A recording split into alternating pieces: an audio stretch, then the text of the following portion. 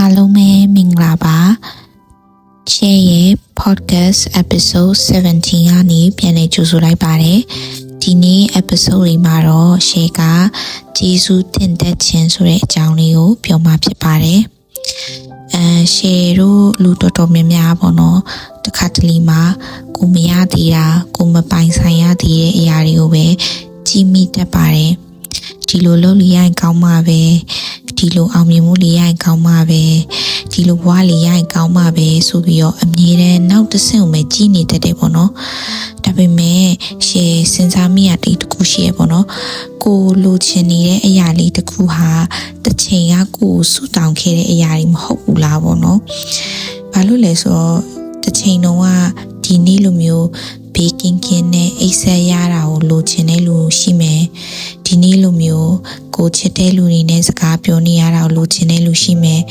ဒီနေ့လိုမျိုးကိုလှုပ်ချင်တာလှုပ်ခွင့်ရတာကိုပြီးတော့ဒီအရာတွေရလာတဲ့ခါမှာအဲ့ဒီအရာတွေကပုံမှန်လိုမျိုးတတ်မှတ်လိုက်သလိုဖြစ်ပြီးတော့နောက်ထပ်မရသေးတဲ့အရာတွေကိုပြန်ကြည့်တတ်တာလူတဘာဝပဲပေါ့နော်ဒါပေမဲ့ရှေ့အမြင်မှာတော့ဂျေဇုတင်သက်ခြင်းဆိုတာကဘဝမှာမရှိရဲ့ပြဿနာတွေကိုမမြင်တော့ဘူးဆိုတဲ့အဓိပ္ပာယ်မဟုတ်ပဲနဲ့ကိုကြုံတွေ့နေရတဲ့အခက်အခဲတွေလုံးဝမရှိတော့ဘူးဆိုတဲ့အဓိပ္ပာယ်လည်းမဟုတ်ပါဘူးဒါပေမဲ့လူဆိုတဲ့အတိုင်းပဲပေါ့နော်အခက်အခဲတွေကြားထဲမှာငါစီမှာဒီလိုအရာလေးရှိတတ်ပါလားဆိုပြီးတော့မြင်တတ်ခြင်းက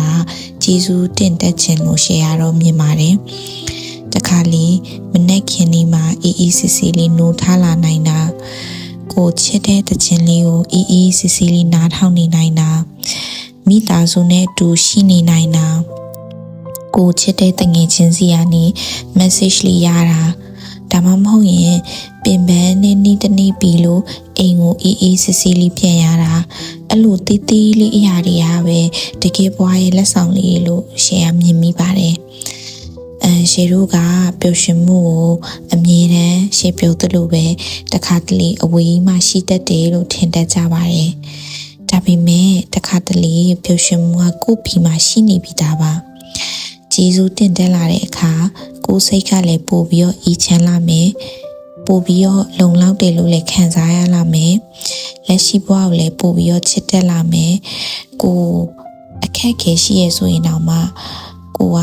အမြဲတမ်း positive အနေနဲ့ဂျေဇုတင်တက်တာဖြစ်တဲ့အတွက်အရာအလုံးကြော်ဖြတ်လာနိုင်မယ်လို့ရှင်းမြင်နေပေါ့နော်ဒါကြောင့်မလို့ဒီနေ့လည်းအားလုံးမရသေးတဲ့အရာတွေကိုခဏမိထားပြီးတော့ရှိနေပြီးသားအရာလေးတွေကိုဂျေဇုတင်ကြည့်ပါတခါတလေပျော်ရွှင်ခြင်းရဲ့အစက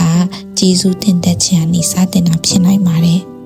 ဒါဆိုရင်အားလုံးလည်းရှယ်ရဲ့ podcast ကိုနားထောင်ပြီးတော့ဂျေဇုတင်ရင်နဲ့နောက်ထပ်နေ့ရက်ဒီမှာပျော်ရွှင်ခြင်းအောင်မြင်ခြင်းတွေရရှိပါစေလို့ရှယ်ကဆုတောင်းရင်းနဲ့နောက် podcast မှာပြန်တွေ့မယ်နော်